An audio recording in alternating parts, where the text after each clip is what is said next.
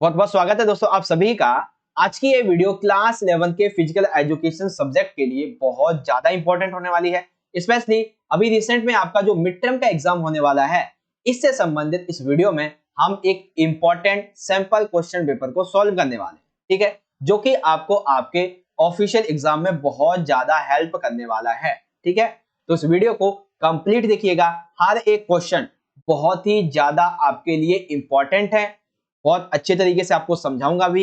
Even मैं आपको हिंदी में भी समझा दूंगा और इंग्लिश मीडियम के जो बच्चे रहेंगे उनके लिए भी यहाँ पे आंसर जो है वो प्रोवाइड कर दिए जाएंगे। ठीक है बच्चों, तो सभी स्टूडेंट इसको बड़े ध्यान से समझें। ठीक है, शुरुआत करते हैं।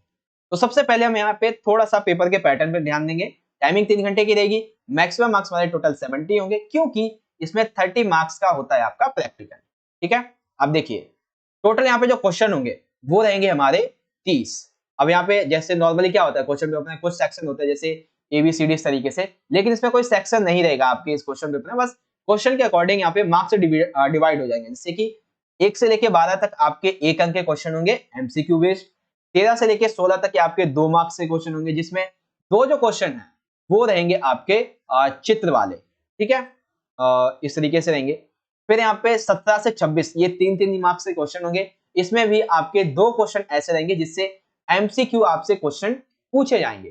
ठीक है बच्चों, और फिर आएंगे 27 से लेके 28 तक 5-5 मार्क्स के ये क्वेश्चन। ठीक है, तो हम क्या करेंगे इस वीडियो में, हम आपके क्वेश्चन नंबर 1 से 12, 13 से 16 एंड 17 से 26 तक इस वीडियो में कवर कर लेंगे। यानी कि ये क्वेश्चन पेपर आपका 2 पार्ट में बनेगा।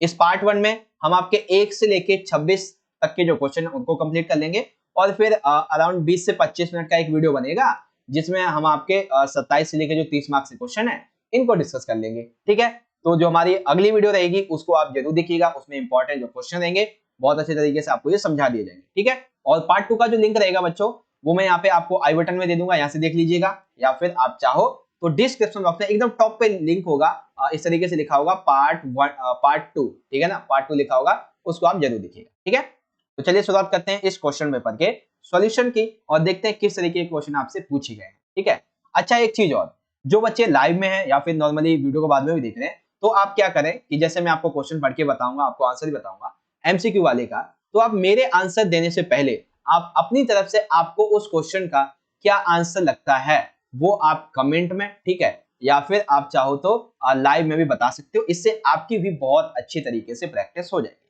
ठीक है बच्चों, चलिए ये तो हो गया हमारा एक इंट्रो। अब यहाँ पे मैन आ जाते हैं हमारे क्वेश्चंस के बाद। यहाँ पे आप देख सकते हैं एक साइड इस बॉक्स में आपके क्वेश्चन नंबर होंगे, यहाँ पे आपका क्वेश्चन आंसर रहेगा, और एक साइड आपके यहाँ पे मार्क्स दिए गए हैं।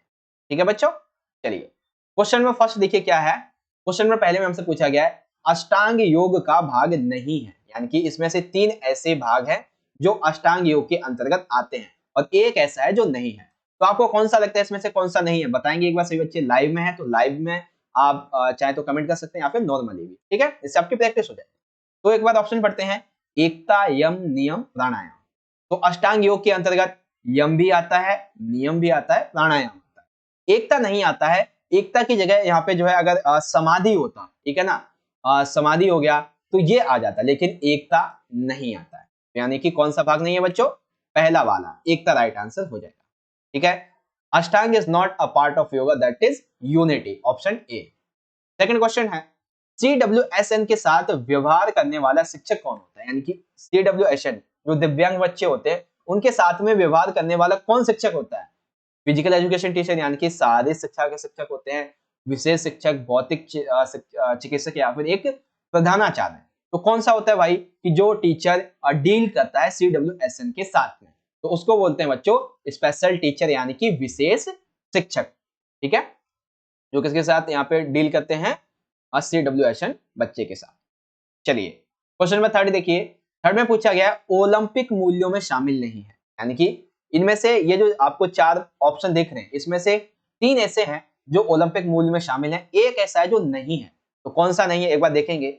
सबसे पहला श्रेष्ठता, बिल्कुल ये तो आता है, राइट है। सेकंड दिया हुआ है आदत, ठीक है, ये भी राइट है। तीसरा है व्यवहार, ये गलत है। चौथा है मित्रता, ये भी राइट है। यानी कि सिंपल सा है, श्रेष्ठता, आदर, मित्रता, ये सभी इसके मूल्य हैं, और मूल्य जो नहीं है वो है व्यवहार। अब देखो इसके मूल से संबंधित 3 मार्क्स का एक क्वेश्चन बनेगा आगे, उसे मैं आपको समझाऊंगा बहुत अच्छे तरीके से, ठीक है। इंग्लिश में देखेंगे, not included in Olympic prices, मूल्य होना चाहिए था बेसिकली, तो बिहेवियर आ जाएगा। आगे क्वेश्चन नंबर 4 में देखिए आपको यहाँ पे नीचे एक चॉइस भी मिल जाएगी, बहुत अच्छी बात है, चॉइस आपको एक मिल जाएगी यहाँ पे, बहुत बढ़िया है। बेसिकली एमसीक्यू वाले में 2 या 3 क्वेश्चन ऐसे होंगे जिसमें चॉइस मिलेगी, हम गिनती भी कर लेंगे, एक क्वेश्चन ये हो गया हमारा, ठीक है। क्वेश्चन देखिए क्या है, क्वेश्चन है खेलो इंडिया प्रोग्राम किस स्तर की योजना है, यानी कि ये जो योजना है खेलो इंडिया, ये किस लेवल की है, क्या ये ग्रामीण लेवल पे खेल का आयोजन करती है, अंतरराष्ट्रीय, राज्य या फिर राष्ट्रीय लेवल पे, ठीक है। तो खेलो इंडिया प्रोग्राम किस लेवल का है यहाँ पे, तो आप बताएंगे। सभी का यहाँ पे राइट आंसर होना चाहिए ऑप्शन नंबर डी, राष्ट्रीय यानी कि नेशनल लेवल का, ठीक है। तो ऑप्शन डी राइट हो गया, बड़े अच्छे और ध्यान से समझते चलना, आप भी आंसर देने की कोशिश करना। सेकंड है यहाँ पे अस्थवा में है, पहले खेलो इंडिया गेम्स कहाँ पे हुए थे। तो देखो हालांकि ये समिति जो है वो आपकी किताब के अकॉर्डिंग 2017 में बनी थी, लेकिन सपोर्ट मटेरियल में 2018 दे रखा है, तो आपको 2017 सिलेक्ट करना होगा, ठीक है। 2017 में ये बनी थी, तो 2018 में पहली बार खेलो इंडिया गेम्स जो थे वो यहाँ पे स्टार्ट किए गए, और कहाँ पे, नई दिल्ली में, ठीक है। ऑप्शन डी हमारा यहाँ पे बच्चों राइट हो जाएगा, ठीक है। चलिए क्वेश्चन नंबर 5 आ जाता है, एक व्यक्ति के लिए शारीरिक शिक्षा का क्या लक्ष्य हो सकता है, एक पर्टिकुलर पर्सन के लिए शारीरिक शिक्षा का यहाँ पे लक्ष्य आपको क्या लगता है, क्या हो सकता है। उसके व्यक्ति का सर्वांगीण विकास, केवल मानसिक विकास, शारीरिक या फिर सभी। तो एक व्यक्ति के लिए शारीरिक शिक्षा का जो उद्देश्य है, फिजिकल एजुकेशन का जो गोल है, वो होता है सर्वांगीण विकास, यानी कि all rounded development for a person, ठीक है। That is important for physical education. Now question number 6 है, शारीरिक पुष्टि के कितने घटक हैं। आपको अष्टांग के बारे में बता दिया है, अब यहाँ पे देखो शारीरिक जो पुष्टि की जाती है इसके कितने घटक हैं, 4, 5, 3 या फिर 6। तो बताएंगे सभी बच्चे इसका right answer. What are the components of physical fitness, that is option number B, 5, ठीक है बच्चों।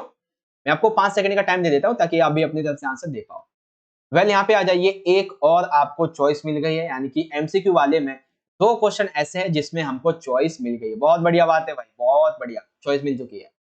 देखिए ओलंपिक ध्वज में कौन सा रंग शामिल नहीं होता है, यानी कि इसमें हमें बताना है ऐसा कौन सा रंग है जो ओलंपिक ध्वज में नहीं होता है। तो पहला देखो नीला और काला, बिल्कुल ये तो राइट है, ये होता है। फिर गहरा और पीला, बिल्कुल ये भी राइट है, ये भी होता है। हरा और लाल, ये भी राइट है। जो नहीं है वो है आपका ऑप्शन नंबर सी, सफेद और गुलाबी, ये ओलंपिक ध्वज के रंग में शामिल नहीं होता है। टोटल कितने रंग होते हैं, टोटल होते हैं 5 रंग। नीला, ठीक है, एक सेकेंड, हाँ, नीला, काला, और फिर यहाँ पे आ जाता है गहरा पीला, फिर हरा आ जाता है चौथे पे, 5वें पे आ जाता है लाल। ये होते हैं टोटल 5 रंग होते हैं, ठीक है। तो which colour is not included in Olympic flag, that is option number B, white and pink. अथवा में क्वेश्चन है बच्चों, प्राचीन ओलंपिक खेलों की शुरुआत कब हुई थी। तो जहां तक मुझे लगता है इस क्वेश्चन का आंसर सभी बच्चों को पता होगा, बहुत बार मैंने आपको बताया हुआ भी है। क्या होगा right answer, option number C, 776 BC, ठीक है, यानी कि ईसा पूर्व। बीसी का मतलब है ईसा पूर्व, एडी का मतलब है ईसा मसीह के जन्म, ईसा मतलब ईसा के ईसवी में, यानी कि जो नॉर्मल सनम लिखते हैं 2000 3000 इस तरीके की बात है, ठीक है। क्वेश्चन नंबर 8 आ जाता है बच्चों, किसी भी शक्ति का विरोध करने की जो क्षमता है वो क्या कहलाती है। कि अगर आपका जो पर्टिकुलर बॉडी है वो किसी शक्ति का विरोध करती है तो वो क्या कहलाती है, वो क्षमता क्या कहलाती है। मांसपेशीय शक्ति, लचक, शरीर की संरचना, मांसपेशीय शक्ति। तो यहाँ पे देखो दो हैं, दो इंपॉर्टेंट है, एक है सहन शक्ति और एक है शक्ति का। तो इसमें से यहाँ पे देखना है, तो देखो क्या कहा गया है, यहाँ पे विरोध करने की क्षमता की बात की गई है। तो सहन शक्ति तो विरोध में बिल्कुल भी नहीं आ जाएगा क्योंकि तो सहन ही कर रहा है। तो सिंपल सा बात है, राइट आंसर कौन सा हो जाएगा, मांसपेशीय शक्ति वाला, क्या ऑप्शन नंबर डी इसका यहाँ पे मस्कुलर जो स्ट्रेंथ है, एबिलिटी किसकी, फोर्स की, वो यहाँ पे हो जाएगी, resist any force. Question number 9 आ जाता है बच्चों, समलनेंस लोच का क्या। वेल एक और यहाँ पे मिल गया हमको एमसीक्यू, यानी कि 3 जो चॉइसेस हैं वो आपको एमसीक्यू की क्वेश्चन आंसर्स में मिलने वाली हैं, बहुत बढ़िया बात है आपके लिए। हाँ देखिए क्वेश्चन क्या था, क्वेश्चन है समलनेस यानी कि लोच, इसका क्या मतलब। लोच का मतलब सभी को पता होगा, जैसे वर्ड से ही नाम पता चल गया है लोच। अगर यहाँ पे लोच नहीं लिखा होता ना तो बच्चों को कंफ्यूजन हो सकती थी, ये क्या है भाई समलनेस, इस तरीके से, है ना। तो यही चीज है। तो लचक, सिंपल सी बात है, इसका राइट आंसर लचक हो जाएगा। यहाँ पे इक्वालिटी की जगह एक अलग यहाँ पे कोई वर्ड होना चाहिए था, ठीक है। तो वैसे इसका आंसर आपका आप समझ लो असफलनेस हो जाएगा। ठीक है, यहाँ पे वर्ड एक अलग होना चाहिए था कोई सा आगे। अथवा में दिया हुआ है बच्चों, स्वास्थ्य संबंधी पुष्टि का क्या लक्ष्य जो होता है वो किससे देखना होता है, यानी कि स्वास्थ्य संबंधी पुष्टि, आपके स्वास्थ्य संबंधी जो पुष्टि की जाती है उसका मेन जो कॉन्सेप्ट होता है, मेन टारगेट है वो क्या होता है, किस चीज को रोकना होता है, बताएंगे। बीमारी, ताकत, रास्ता या फिर क्षमता। तो स्वास्थ्य पुष्टि की बात की गई है, तो ताकत को रोकना बिल्कुल भी नहीं, रास्ता इसमें आ नहीं सकता, क्षमता इसका बनेगा नहीं, तो क्या होगा, केवल ऑप्शन नंबर ए, बीमारी को रोकना। ठीक है, तो आपको ये भी समझ में आ गया यहाँ पे बहुत अच्छे तरीके से। और एक सेकेंड, हाँ ये भी समझ में आ गया होगा, और ये वाला भी। Which of the following is not part of Yama है, यामा कहां से आ गया, अच्छा यहाँ पे क्वेश्चन जो है बेसिकली यहाँ पे चेंज हो गया है, यहाँ पे आंसर वेल कोई नहीं, एक ही क्वेश्चन था यहाँ पे, पहले आप यहाँ पे समझ लीजिएगा, क्वेश्चन यहाँ पे थोड़ा सा मिस्टेक हो गई उसको लिखने में। ठीक है, वेल देखिए क्वेश्चन नंबर 10 की बात कर लेते हैं। इनमें से कौन सा यम का भाग नहीं है, तो यम के अगर आपको पता होगा जो अष्टांग योग है उसका एक भाग है, तो उसके संबंध में आपको यहाँ पे बताना है कौन सा यम के अंतर्गत नहीं आता है। ठीक है, सत्य, संतोष, अपरिग्राही या फिर अष्टेय, तो बताएंगे कौन कौन सा है। तो यम का भाग होता है सत्य, अपरिग्रह और अष्टेय, संतोष इसका भाग नहीं होता है। कौन सा राइट आंसर हो जाएगा, यम का भाग नहीं है, ऑप्शन नंबर बी बच्चों। ठीक है, which of the following is not part of yama, that is satisfaction. okay, now question number 11, एक क्वेश्चन आएगा बच्चों आपका अभिकथन का, 1 मार्क्स का, ठीक है ना, एमसीक्यू में। चलिए समझिए कैसा क्वेश्चन है। क्वेश्चन है इसमें अभिकथन दिया हुआ है, पहले तो लकवा ग्रसित व्यक्ति अपने शरीर के अंगों को हिला नहीं सकते। बिल्कुल ठीक है, जो आपने भी देखा होगा जिस व्यक्ति को लकवा मार जाता है वो अपने अंगों को हिला नहीं पाता है, सिंपल है। कारण क्या है, कारण ये है उन्होंने अपने शरीर के जो अंग होते हैं उनके ताकत पर पैदा जो जिस तरीके से वो उसको एनर्जी दे सकते, ताकत पैदा कर सकते थे उस अंग को चलाने के लिए, वो क्षमता जो होती है वो उन्होंने अब खो दी है।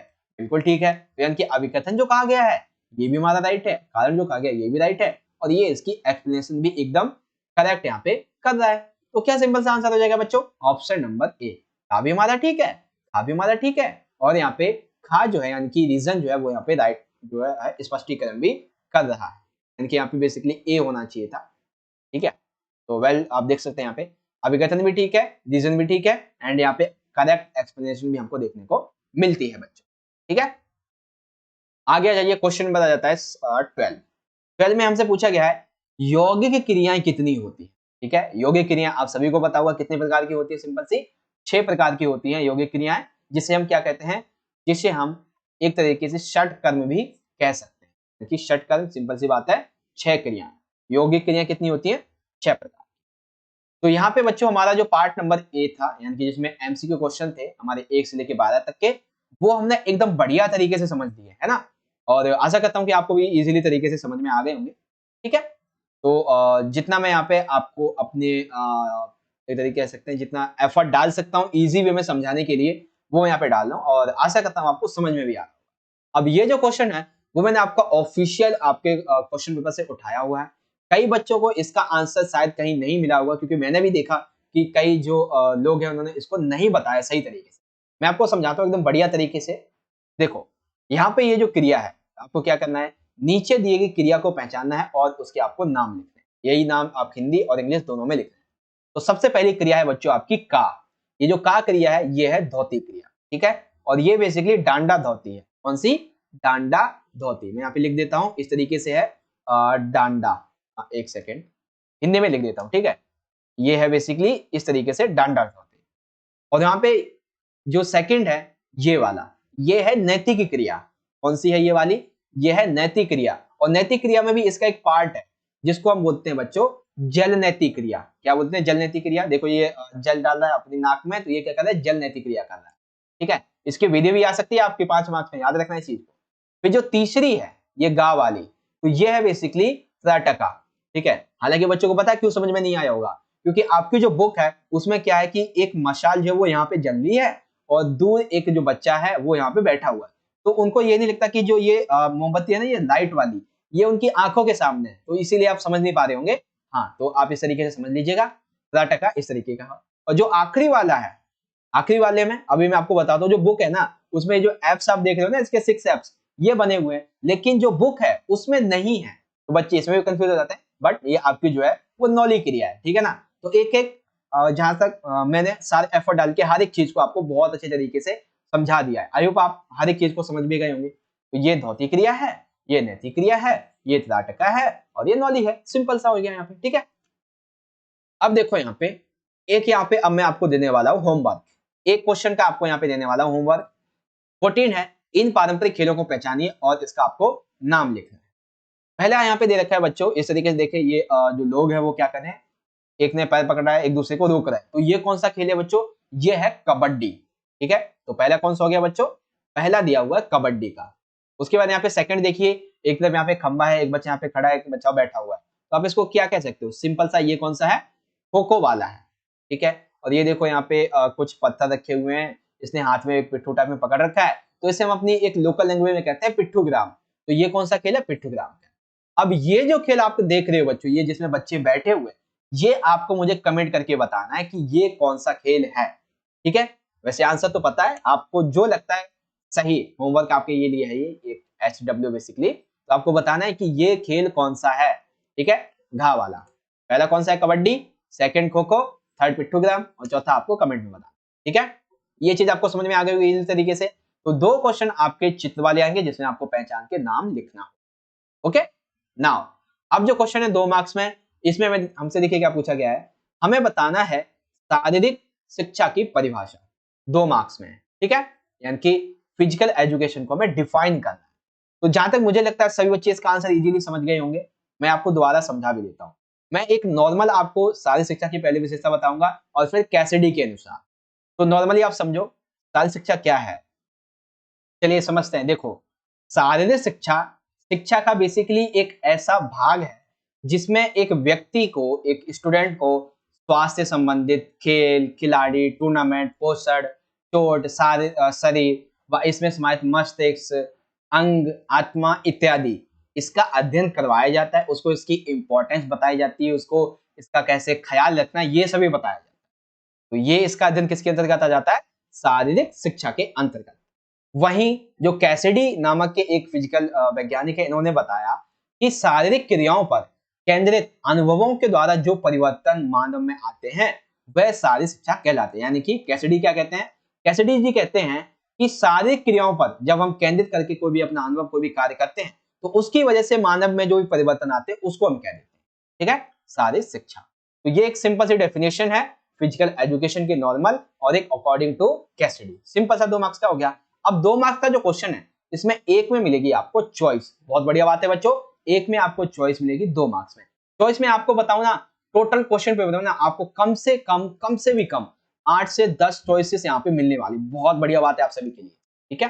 देखिए 14 क्वेश्चन कहता है, प्राचीन ओलंपिक खेलों का संक्षिप्त विवरण लिखिए। यानी कि प्राचीन ओलंपिक खेलों के बारे में आपको छोटी सी जानकारी देनी है और फिर आपको ओलंपिक शपथ का वर्णन करना है। दोनों कौन से चैप्टर से, चैप्टर नंबर 2 से। तो समझिए प्राचीन ओलंपिक खेलों का संक्षिप्त विवरण। देखो मैं आपको ये 4 लाइनें है ना, इन 4 लाइनों में इतना चीज बता दूंगा कि आप जो है इसको अगर 3 मार्क्स में भी क्वेश्चन आएगा तो इजीली लिखोगे, पूरे मार्क्स मिलेंगे 3 मार्क्स में भी। देखिए कैसे लिखेंगे, पहला ये है कि ये जो ओलंपिक खेल थे सबसे पहले कब शुरू हुए थे, तो 776 BC से शुरू हुए थे, ठीक है।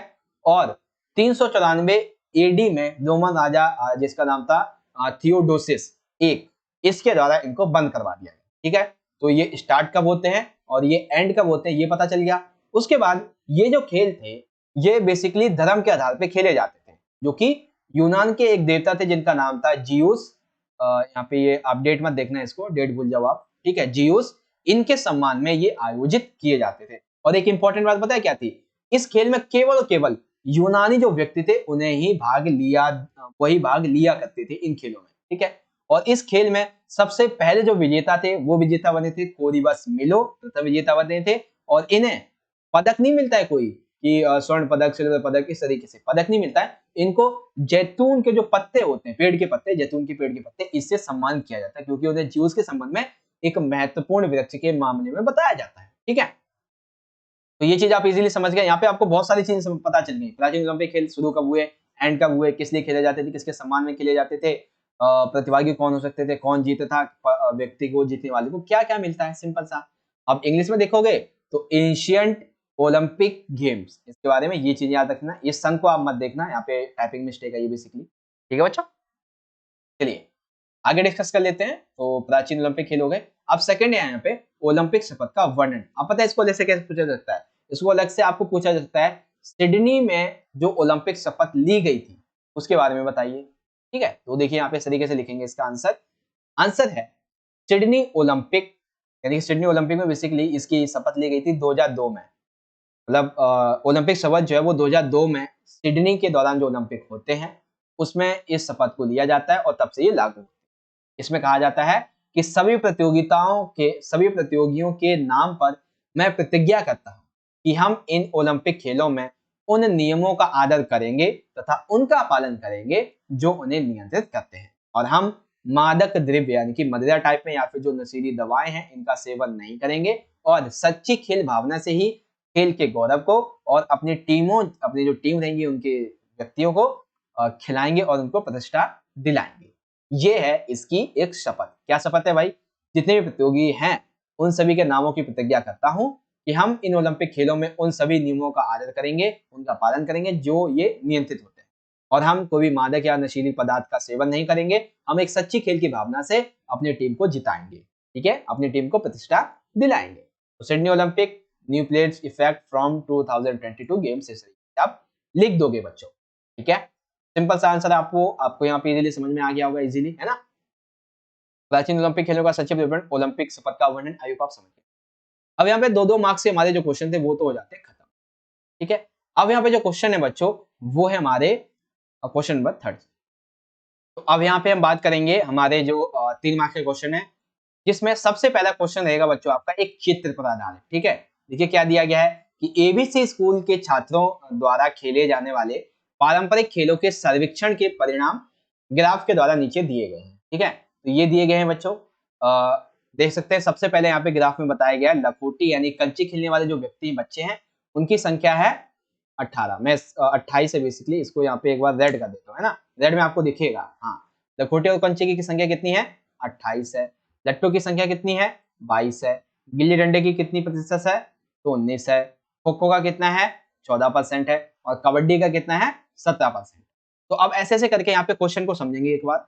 देखिए क्वेश्चन में दिया हुआ है अधिकांश छात्र जो है वो कौन सा खेल खेल रहे होते हैं। तो आप सभी को पता है इसमें आपको कौन सा दिख रहा है? यहाँ पे सबसे ज्यादा लखोटी और कंचे वाला दिख रहा है 28%। कौन सा हो जाएगा?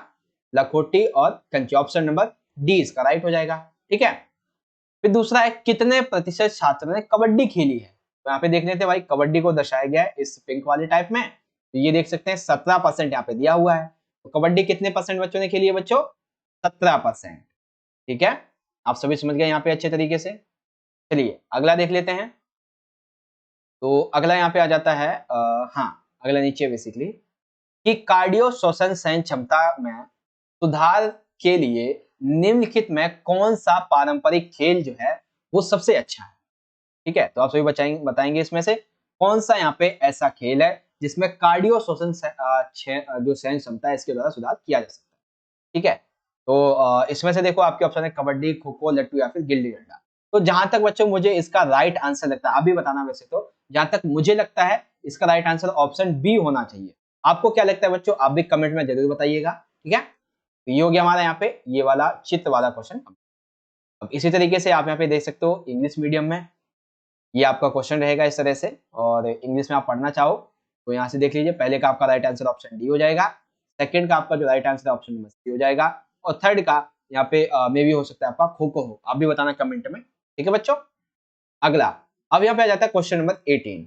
18 में देखिए क्या कहा गया है। खुशबू एक वेलनेस कोच है। ठीक है, एक लड़की है जिसका नाम है खुशबू। तो खुशबू जो है वो एक वेलनेस कोच है, यानी कि एक सुस्वास्थ्य कोच है। ये एक ऐसी प्रक्रिया सिखाती है, खुशबू जो है वो एक ऐसी प्रक्रिया सिखाती है जिसके माध्यम से लोग जागरूक हो जाते हैं और एक अधिक सफल अस्तित्व की ओर अपना चुनाव करते हैं।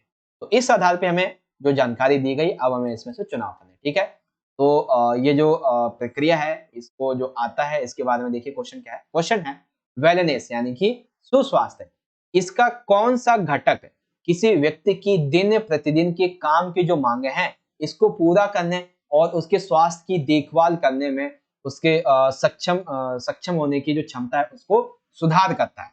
बेसिकली ये क्वेश्चन बहुत ही डीप आपसे पूछा गया है। आप जब अपनी बुक खोलोगे ना तो उसमें 3 ही ऐसे पॉइंट हैं जो इससे संबंधित है, सुस्वास्थ्य से संबंधित। ठीक है, तो देखिए पहला क्या कहता है, ऐसा कौन सा घटक है बेसिकली जिसमें यह बताया गया हो कि किसी भी व्यक्ति के दिन प्रतिदिन की काम करने की जो मांग है, ऊर्जा जो है उसको पूरा करने की और स्वास्थ्य देखभाल करने की क्षमता में सुधार आता है। आपको क्या इसका राइट आंसर लगता है कमेंट में बताना। ठीक है, आपके ऑप्शन है शारीरिक स्वास्थ्य, सामाजिक, व्यावसायिक या फिर पर्यावरण स्वास्थ्य। तो इसका जो बच्चों राइट आंसर है वो है आपका ऑप्शन नंबर ए। करेक्ट आपका इसका राइट आंसर बन जाएगा ऑप्शन नंबर ए, शारीरिक स्वास्थ्य। ठीक है बच्चों, सेकंड देखिए क्वेश्चन पूछा गया है वेलनेस स्वास्थ्य, यानी वेलनेस यानी सुस्वास्थ्य बेसिकली इसका ऐसा कौन सा घटक है जो कि आत्म देखभाल और आंतरिक आत्मा के लिए प्रेरित करता है, यानी कि इनमें से ऐसा कौन सा घटक है, सामाजिक, आध्यात्मिक, भावनात्मक या फिर शारीरिक, इसमें से ऐसा कौन सा घटक है जो कि हमें आत्म देखभाल के लिए और अपने आंतरिक आत्म के विकास के लिए प्रेरित करता है। तो सामाजिक बिल्कुल भी नहीं होगा, आध्यात्मिक भी नहीं होगा और शारीरिक भी नहीं होगा। तो बचा कौन सा, भावनात्मक, यानी कि इमोशनल टाइप, इस तरीके से कह सकते हो। ऑप्शन सी इसका राइट हो जाएगा। ठीक है, एकदम बेहतरीन तरीके से आपको समझाने की कोशिश कर रहा हूं। आगे आ जाइए यहाँ पे, अगला है यहाँ पे क्वेश्चन नंबर थर्ड, वेलनेस यानी कि सुस्वास्थ्य, इसका ऐसा कौन सा घटक है जो जीवन के अर्थ और दिशा को खोजने में मदद करते हैं, यानी कि आपको अपने जीवन के अर्थ के बारे में, अपने जीवन की दिशा को खोजने में इनमें से कौन सा सुस्वास्थ्य का घटक यहाँ पे आपको मदद करता है। तो आपको समझ में आ ही गया होगा, सामाजिक तो बिल्कुल आपका नहीं हो सकता है, व्यावसायिक तो बिल्कुल नहीं होगा, मानसिक भी नहीं होगा। बच्चा एक ही ऑप्शन नंबर बी, आध्यात्मिक सुस्वास्थ्य। ये जो घटक है सुस्वास्थ्य का, ये एक व्यक्ति को जीवन के अर्थ और उसकी दिशा को खोजने में मदद करता है बच्चों। ठीक है, तो बहुत अच्छे तरीके से मैंने आपको हर एक क्वेश्चन का आंसर समझा दिया है। 18वें का इंग्लिश में आप देखोगे तो इस तरीके से दिया रहेगा, और यहाँ पे आप जो है बस लड़की का नाम यहाँ वैसे चेंज हो गया, राधिका आ गया, वैसे यहाँ पे खुशबू होना चाहिए था। ठीक है, क्योंकि क्वेश्चन में खुशबू का नाम दिया गया है तो यहाँ पे खुशबू होना चाहिए था। तो यहाँ पे आप देख सकते हो क्वेश्चन में फर्स्ट का यहाँ पे राइट आंसर क्या हो जाएगा, फिजिकल विलनेस। सेकंड का यहाँ पे आपका जो राइट आंसर है ऑप्शन सी हो जाएगा, इमोशनल विलनेस। एंड थर्ड का जो राइट आंसर है बच्चों वो हो जाएगा आपका option number second, spiritual wellness. इस तरीके से। ठीक है, तो क्वेश्चन नंबर जो हमारा ये रहेगा 17 और 18। ठीक है, 17 18 ये रहेंगे टोटल एमसीक्यू बेस्ड, जिसमें आपको चित्र से संबंधित और एक केस पे आधारित इस तरीके से क्वेश्चन से पूछे जाएंगे। अब देखिए बहुत अच्छी बात है, क्वेश्चन नंबर 19 में ही आपको पहले ही आपको यहाँ पे चॉइस मिल गई है। पहले क्वेश्चन में 3-3 मार्क्स से आपको 3 क्वेश्चन में चॉइस मिलने वाली है। ठीक है, जहां तक है 3 में मिलेगी, यहाँ पे 2 तो खैर कंफर्म ही है, तीसरा भी देख लेंगे मिलते या नहीं। ठीक है, 2 तो खैर कंफर्म है। क्वेश्चन है पहला, आधुनिक ओलंपिक कह सकते हो इसे, या फिर आप कह सकते हो ग्रीष्मकालीन जो ओलंपिक होते हैं इसके बारे में आपको यहाँ पे बताना है। ठीक है, अब इसी में देखते हैं, अथवा में पहले इंग्लिश में पढ़ लो, राइट अबाउट मॉडर्न ओलंपिक्स या फिर समर ओलंपिक। अथवा में दिया हुआ है ओलंपिक के जो मूल्य हैं इनको आपको परिभाषित करना है, डिफाइन ओलंपिक वैल्यूज। ठीक है, तो चलिए देख लेते हैं भाई किस तरीके से हम लिखेंगे। तो सबसे पहले हम बात करेंगे यहाँ पे आधुनिक ओलंपिक यानी कि ग्रीष्मकालीन ओलंपिक के बारे में। 3-3 मार्क्स से आपके ये क्वेश्चन है बच्चों। ठीक है, चलिए समझिए। तो सबसे पहले यहाँ पे देखो, ये जो खेल थे आधुनिक ओलंपिक कह सकते हो या फिर ग्रीष्मकालीन ओलंपिक, ये खेलों की शुरुआत जो है वो हुई थी 1896 ईस्वी में एथेंस, जो कि कहाँ पे है, यूनान में। ठीक है, इसका श्रेय जाता है बच्चों बैरन पेरी डी कोवर्टी। तो अगर आपसे पूछा जाए आधुनिक खेलों के जनक किसे कहते हैं या फिर इनका श्रेय किसे जाता है, तो आप बताओगे बैरन, इतने याद रखें ना, कोवर्टी, इतना याद रखें ना बस। ठीक है, अगर पूरा नाम पूछेगा हाँ तो दिक्कत हो सकती है, तब याद रखना बैरन पेरी डी कोवर्टी। ठीक है, इन्होंने क्या किया, मतलब बेसिकली एक गोष्ठी कह सकते हो या फिर आप कह सकते हो एक सम्मेलन, एक मीटिंग होती है 16 जून 1894 को। तब इस गोष्ठी में, एक मीटिंग में ये निर्णय लिया जाता है कि ओलंपिक खेलों का आयोजन हम हर एक 4 साल बाद करेंगे। तो इसके बाद 1896 में इनका आरंभ भी हो जाता है। अभी तक कई बार ये जो खेल हैं वो रद्द भी हो चुके हैं, जैसे कि first world war, second world war हुआ था तब ये रुक चुके थे, और जब अभी कोरोना बीच में आया था तब भी ये रुक चुके थे। ठीक है, तो ये खेल जो थे वो जापान में मतलब जो बाकी के खेले गए, ये तो वो है जो रद्द हो चुके हैं 3 बार, जैसे कि first world war, second world war, और जो कोरोना का पैंडेमिक चला था, इस बारे में जो हुए हैं उनकी बात कर लेते हैं। तो 2021 में जापान के टोक्यो में ये मतलब कि हम कह सकते हैं कि हाँ हुए थे, सिंपल सा। ठीक है, एंड 2024 में होंगे और 2028 में भी होने वाले हैं, और कहाँ पे, पेरिस में और न्यूयॉर्क में। ठीक है, तो ये पहले तो बता दिए कहाँ कहाँ पे हुए हैं, तो जापान के टोक्यो में 2021 में हुए थे कोरोना के पैंडेमिक के बाद, और 2024 और 28 में पेरिस और न्यूयॉर्क में होने वाले हैं। बात करते हैं यहाँ के सम्मान की, कि खेल में जीतने वाले को सम्मान किया जाता है। तो विजेताओं को या तो गोल्ड मेडल यानी कि स्वर्ण पदक दिया जाता है, रजत पदक यानी कि सिल्वर मेडल टाइप में, या फिर कांस्य पदक होता है इस तरीके से, या फिर कोई डिग्री होती है डिप्लोमा टाइप में, उससे इन्हें सम्मानित किया जाता है। और इनकी जो जिम्मेदारी है ओलंपिक खेलों की आयोजन की, इनकी जिम्मेदारी लेता है आईओसी। बच्चों आईओसी से संबंधित आपका 3 से 5 मार्क्स का क्वेश्चन बनेगा, उसे मैं नेक्स्ट वीडियो में बताऊंगा, ठीक है। तो आधुनिक ओलंपिक या फिर ग्रीष्मकालीन ओलंपिक के बारे में ये चीजें आप याद रखिएगा, बहुत ही अच्छे तरीके से आपको यहाँ पे समझा भी दिया है। पहला क्वेश्चन कंप्लीट। सेकंड की बात कर लेते हैं, ओलंपिक जो मूल्य है इनको आपको परिभाषित करना। पहले इंग्लिश में देख लेना कि मॉडर्न ओलंपिक्स या फिर समर ओलंपिक्स जो है, इनके बारे में सभी के सभी पॉइंट्स आप इजीली इस तरीके से लिख सकते हो। अब इसमें अथवा में जो दिया हुआ है ओलंपिक के मूल्य, बेसिकली ये एमसीक्यू मैंने भी अभी आपको बताया था, इससे संबंधित 3 मार्क्स का क्वेश्चन बनेगा। तो अब आइए समझते हैं। सबसे पहले ओलंपिक का मूल्य होता है श्रेष्ठ।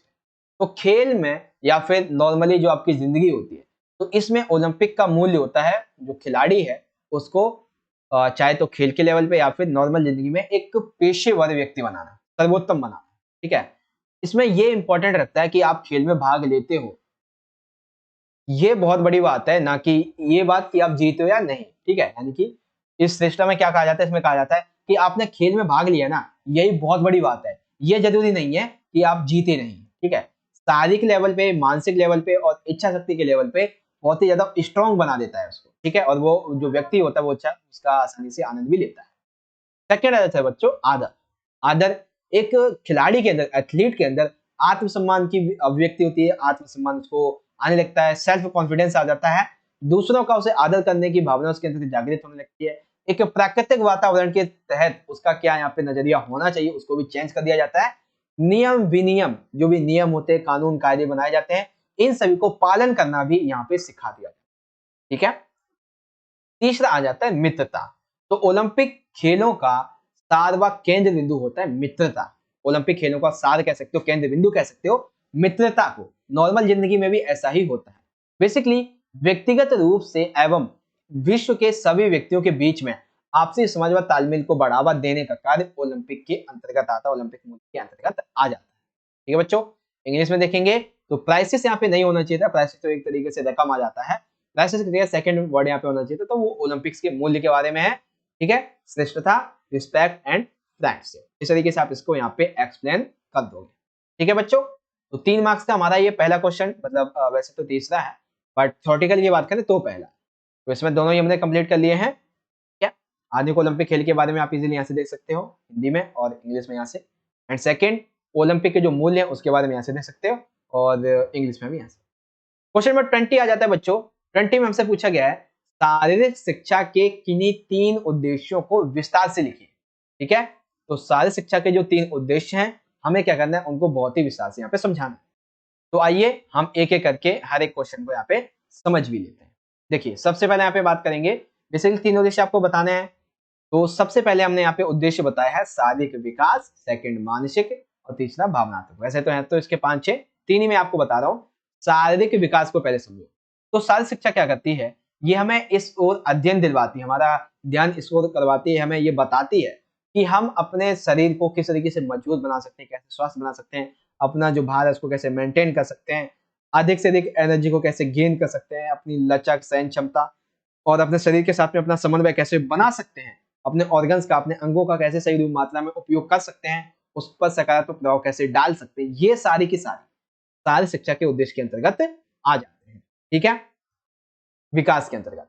सेकंड है मानसिक विकास। तो मानसिक विकास में ये बताया जाता है बेसिकली हमें किस काम को करने से पहले, किसी भी चीज को करने से पहले सावधानी क्या रखनी चाहिए, हमें किस किस बातों का ध्यान रखना चाहिए, हमें हर एक खेल की रणनीति को पहले जान लेना चाहिए। तो ऐसे में शारीरिक शिक्षा जो है हमें बहुत ज्यादा इसमें मदद करती है। साथ ही साथ अपनी बुद्धि के विश्लेषण, हार्मोन्स जैसे कि डोपामिन हो गए, इन सभी पर सकारात्मक प्रभाव भी ये छोड़ता है, ताकि एथलीट, व्यक्ति जो भी इसको पढ़ रहा है, जो भी समझ रहा है, वो इजीली इसको समझ, ठीक है ना। तो मानसिक विकास ये समझ गए। फिर आ जाता है बच्चों भावनात्मक विकास। भावनात्मक यानी कि सिंपल सी बात है, हार जीत होगी, खुशी होगा, गम होगा, कभी खुशी कभी गम, धैर्य, आक्रमण, प्रेम, गिरना, उठना, ये सभी क्या है, ये भावनात्मकता से जुड़े हुए हैं, एक भावना से जुड़े हुए हैं, इमोशन से जुड़े हुए हैं, ठीक है। तो शारीरिक शिक्षा में ये सभी समाहित होते हैं और ये उसकी एक तो हम कह सकते हैं कि एथलीट के लिए भी और नॉर्मल जो व्यक्ति होता है, आम जिंदगी वाला व्यक्ति नॉर्मल जो जीता है उसके लिए भी बहुत ज्यादा इंपॉर्टेंट होते हैं। तो भावनात्मक स्थिरता के बारे में आप ये सभी पॉइंट लिखो। मैंने पता क्या है, मैं सिर्फ और सिर्फ आपको इतना है बस, बाकी आप बाद में लिख दोगे हाँ ये व्यक्ति के लिए भावनात्मक तौर पे इंपॉर्टेंट होते हैं, ठीक है। सिंपल सा ऐसे कर दोगे, है ना। तो ये आपको समझ में आ गया होगा। सारे शिक्षा के किन्हीं तीन उद्देश्यों को विस्तार से लिखिए, ठीक है बच्चों। इंग्लिश में देखेंगे तो ऑब्जेक्टिव्स ऑफ फिजिकल एजुकेशन, तो सबसे पहला फिजिकल डेवलपमेंट की हम बात करेंगे, सेकंड मेंटल डेवलपमेंट की बात करेंगे, एंड सी यहाँ पे इमोशनल जो स्टेबिलिटी है इसकी यहाँ पे हम बात करेंगे, ठीक है बच्चों। तो इजीली आप इसको यहाँ पे समझ सकते हो। चलिए आगे देख लेते हैं। तो अगला क्वेश्चन, इसमें भी आपको एक चॉइस मिलने वाली है, बहुत बढ़िया बात है भाई, चॉइस मिलेगी। देखिए चॉइस क्या है, पहला क्वेश्चन है स्वास्थ्य सकारात्मक जीवन शैली के महत्व का वर्णन कीजिए। यानी कि हमारी जो जीवन शैली होती है स्वास्थ्य सकारात्मक यानी कि स्वस्थ होती है, जिसमें सकारात्मक प्रभाव भी पड़ता है, तो ऐसे में इसका क्या महत्व होता है एक व्यक्ति के जीवन में, ये समझा, ठीक है। तो आइए, इसके बहुत से महत्व होते हैं, सकारात्मक स्वास्थ्य जीवन शैली के महत्व। सबसे पहला है, चलिए देखते हैं भाई क्या होते हैं। सबसे पहला तो ये है, आयु में दीर्घ वृद्धि होती है, यानी कि सिंपल सी बात है, जो आपकी एज होती है वो थोड़ी लंबी हो जाती है, ठीक है। फॉर एग्जाम्पल कोई व्यक्ति जो है वो बूढ़ा होने की जो उसकी प्रक्रिया है, उसकी एज ऐसा लगता है ना कि कई बार 40 साल का जो बंदा है वो कई बार हमको 50 साल का, 60-70 साल का लगने लगता है। तो जब आपकी जीवन शैली स्वास्थ्य होगी तो इसका क्या होगा, सिंपल सा भाई, कि आपका जो बूढ़े होने की प्रक्रिया है, अब अगर आप 50 साल के भी हो जाओगे ना तो भी ऐसा लगेगा कि आप 30 साल की हो। तो ये किसके अंतर्गत आ जाता है, इसी के अंतर्गत। और एक एनर्जी जो है वो भी ऐसी बनी रहती है, शरीर की ऊर्जा में वृद्धि करता है, ताकि आप किसी भी एज में पहुंच जाते हो तो भी आप इजीली बहुत कोई भी काम आसानी से कर पाओगे। थर्ड है अवसाद को कम करने में सहायक, यानी कि आपको जो भी चिंता होती है, तनाव होती है, डिप्रेशन होता है, माइंड जो है वो आपका अकेलापन फील करता है, तो उसको बहुत ज्यादा कम करने में सहायक होता है। शारीरिक पुष्टि के स्तर में वृद्धि, यानी कि आपका जो शरीर है वो बीमारी से लड़ने में बहुत ज्यादा सहायता करता है, तो उस संबंध में भी ये बहुत ज्यादा आपको हेल्प करता है, ठीक है। व्यक्ति में आत्मविश्वास में बढ़ोतरी करता है, उसके अंदर एक सेल्फ जो कॉन्फिडेंस है, सेल्फ चेतना जो होती है वो जागृत हो जाती है, और वो हर एक चीज के बारे में बहुत अच्छी तरीके से समझने भी लगता है, ठीक है। साथ ही साथ तनाव से लड़ने में सहायता, सिंपल सा है। तो ये 3-3 मार्क्स में मतलब जो क्वेश्चन है वो आप इजीली लिख दोगे, ठीक है। अथवा में क्वेश्चन दिया हुआ है बच्चों, कल्याण कह सकते हो या फिर सुयोग्यता, तो आपको इसका महत्व तो समझाना है, यानी कि explain the importance of welfare या फिर वेलनेस। तो पहले आप ये देख लेना कि इंपॉर्टेंस क्या है हेल्दी पॉजिटिव लाइफस्टाइल के, A B C D E F, ये सभी पॉइंट्स इजीली आप यहां से पढ़ सकते हो, ठीक है बच्चों। अगला, सुयोग्यता या फिर कल्याण का यहाँ पे महत्व हमें समझाना। तो आइए महत्व को बड़े ध्यान से समझेंगे। सबसे पहला है मांसपेशियों की टोनिंग एवं सुधार में मदद करते हैं, कि मांसपेशी जो है उसके हम कह सकते हैं टोनिंग में एवं उस पर सुधार, मांसपेशी कार्य सही से कर रही है या नहीं है, कोई विकृति आ गई है तो उसमें सुधार करता है। जब चोट लग जाती है हमको तो उस समय जो भी दर्द हमें ज्यादा होता है कम होता है, उसको किस टाइम कैसे उसको कम करना है, उस संबंध में सुयोग्यता बहुत इंपॉर्टेंट हो जाती है। हमारे शरीर के लिए जो भी उचित पोषण चाहिए, जो भी उचित न्यूट्रिशन चाहिए, उस संबंधी मांग को पूरा करने में भी ये सहायता करती है। चौथा है पूरे शरीर को नियंत्रित एवं उसमें सुधार भी करता है, ठीक है। हमारे शरीर को क्या करता है, पूरे तरीके से नियंत्रित भी करता है और उसमें सुधार भी करता है। सकारात्मक जीवन शैली एवं परिवर्तन को प्रेरित करता है। जो सुयोग्यता है वो हमारे लेवल पे हमारे शरीर के लिए सकारात्मक जीवन शैली, यानी जिसके बारे में अभी हमने समझ ही लिया था, इन सारी चीजों के इंपॉर्टेंस में सुयोग्यता बहुत ज्यादा इंपॉर्टेंट हो जाती है और हमारे जीवन के बदलाव, ठीक है। तो सुयोग्यता के महत्व को इजीली आप यहाँ से समझ सकते हो, और यहाँ पे मैंने आपको समझा भी दिया है, ठीक है। तो ये सभी पॉइंट्स इजी वे में आप यहाँ से समझ सकते हो, ठीक है बच्चों, इजीली आप समझ गए। चलिए अब देख लेते हैं बच्चों इसको इंग्लिश में। तो इंग्लिश में क्वेश्चन नंबर 22 रहेगा, विकलांगता से आप क्या समझते हैं तथा शारीरिक विकलांगता की व्याख्या कीजिए, ठीक है। विकलांगता से आपका मतलब क्या है और शारीरिक विकलांगता इसे आपको समझाना, ठीक है। यानी कि इसे इंग्लिश में कहें तो what do you understand by disability and explain physical disability, ठीक है। तो पढ़ते हैं भाई क्या होता है। पहले डिसेबिलिटी यानी कि विकलांगता। तो व्यक्ति कामकाज में सीमाओं को संदर्भित करती है, यानी कि विकलांगता क्या है, वो एक व्यक्ति के जो काम होते हैं उस काम की उसकी क्या सीमा हो सकती है उसको संदर्भित करती है, जिसमें उस व्यक्ति की शरीर की हानि हो सकती है, बौद्धिक हानि हो सकती है यानी कि शरीर विकलांगता, बौद्धिक विकलांगता, संज्ञानात्मक हानि, संवेदी हानि, या फिर कोई मानसिक बीमारी हो सकती है, या फिर कोई अन्य प्रकार की पुरानी बीमारियां जो कि क्या करती हैं उसको उसके काम करने से रोकती हैं, उसकी सीमा पता बना देती है। ठीक है, तो ये आता है विकलांगता के अंतर्गत। बेसिकली एक जो विकलांग व्यक्ति होता है, निशक्त व्यक्ति होता है, वो अपनी दुर्बलता यानी कि वो अपने जिस तरीके से वो जूझ रहा है जिस विकलांगता से, उसकी मनोवृत्ति पर्यावरण संबंधी बाधाओं के कारण खेल कूद सारी शिक्षा इस समय में भाग नहीं ले पाता। ठीक है, फॉर एग्जाम्पल मान लेते हैं कोई व्यक्ति है व्हील चेयर वाला, जो व्हील चेयर पे बैठा रहता है, तो सीमाओं के संदर्भित करता है, यानी वो चल नहीं सकता है, घूम नहीं सकता है, दौड़ नहीं सकता है, भाग नहीं सकता है, इस सीमा को दर्शाता है। ठीक है, इसमें उसके शारीरिक हानि भी है, बौद्धिक हानि भी है, मानसिक हानि भी है उसकी, ये भी आ जाता है। ठीक है, साथ ही साथ वो अपनी इस दुर्बलता की वजह से ना तो वो एक अच्छे पर्यावरण को पा पाता है, ठीक है, ना ही तो वो खेल कूद कर सकता है, ना ही तो शारीरिक शिक्षा के अन्य चीजों में भाग ले सकता है। तो ये विकलांगता के अंतर्गत आ जाता है। वहीं बात करें अगर हम शारीरिक विकलांगता की, तो इसमें क्या होता है, इसमें एक शारीरिक अक्षमता व्यक्ति के शारीरिक क्रियाकलाप और गतिशीलता पर एक सीमा है।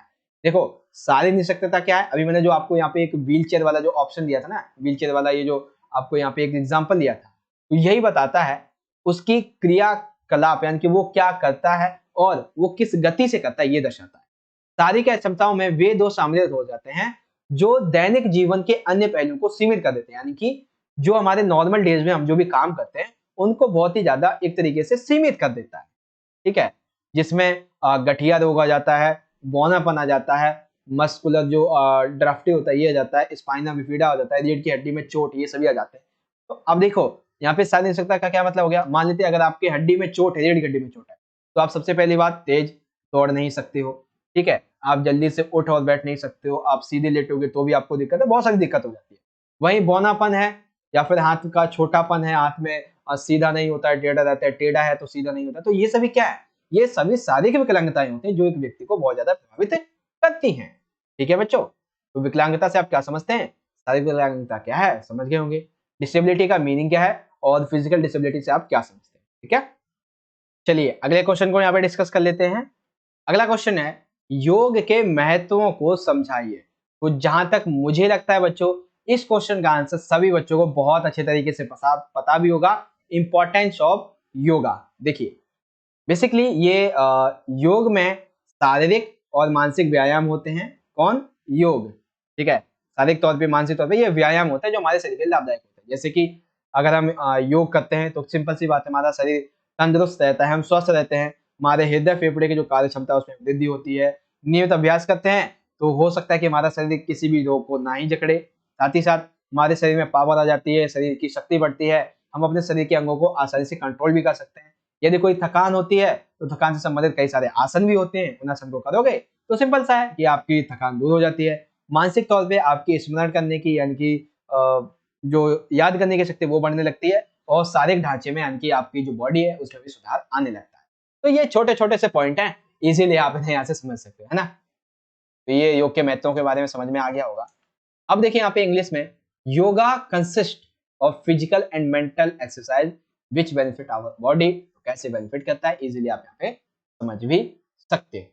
ठीक है बच्चों, तो आगे है वेले काम करते हैं, अराउंड हमारे जो है वो 44 मिनट्स हो चुके हैं, तो हम एक काम करते हैं इस वीडियो को यहीं पे रोक देते हैं। ठीक है, जो हमारा 25 से लेके सॉरी 24 है, ठीक है ना, 24 से लेके जो हमारे 30 क्वेश्चन बच जाते हैं टोटल, 24 5 6 7 8 9 10, यानी कि टोटल जो है 7 क्वेश्चन अभी हमारे रह जाते हैं। इनको हम क्या करेंगे, पार्ट 2 में कवर कर लेंगे। ठीक है, ताकि जो अगली वीडियो होगी वो भी अराउंड 30 मिनट की बन जाएगी, जिसमें आप आसानी से हर एक क्वेश्चन को समझ पाओगे।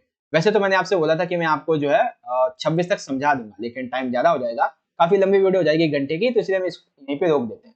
1 से 24 सॉरी 1 से 23 हमने इस वीडियो में समझ लिया है, और जो बाकी के क्वेश्चन रहेंगे 24 से लेके 30 तक के, इन सभी को नेक्स्ट वीडियो में कवर करेंगे। ठीक है, तो पार्ट 2 जो है उसका लिंक बच्चों यहाँ पे आई बटन में आपको दे दूंगा, या फिर आप चाहो तो डिस्क्रिप्शन बॉक्स में आपको उसका लिंक मिल जाएगा, आप उसे वहां से जरूर देखिएगा। ठीक है बच्चों, तो यहीं पे हम अपने इस वीडियो को एंड करते हैं एंड आई होप कि आपको अच्छे समझ में आया होगा। गाइस, आपको वीडियो अच्छा लगा हो तो जितना हो सके उतना इस वीडियो को लाइक करें, अपने सभी दोस्तों के साथ जरूर ज्यादा से ज्यादा शेयर करें और आप हमारा टेलीग्राम ग्रुप जरूर ज्वाइन करें क्लास 11 का। आपको डिस्क्रिप्शन बॉक्स में लिंक मिल जाएगा या फिर आप जो है सर्च करके भी ज्वाइन हो सकते हो। अपना फीडबैक जरूर दीजिएगा बच्चों, लाइक करें, शेयर करें, कमेंट में बताएं अपना फीडबैक। और अगर आप ऐसी वीडियोस और भी पाना चाहते हो और चैनल को अगर आपने सब्सक्राइब नहीं किया है तो बच्चों सब्सक्राइब भी जरूर करें और ऑल बेल पे सेट कर देना ताकि आने वाली सभी वीडियोस की नोटिफिकेशन आप तक सबसे पहले पहुंच सके। वेल, चलिए मिलते हैं अगली वीडियो में। तब तक आप सभी अपना ख्याल रखें और आगे पढ़ते रहिए। धन्यवाद। जय हिंद, वंदे मातरम।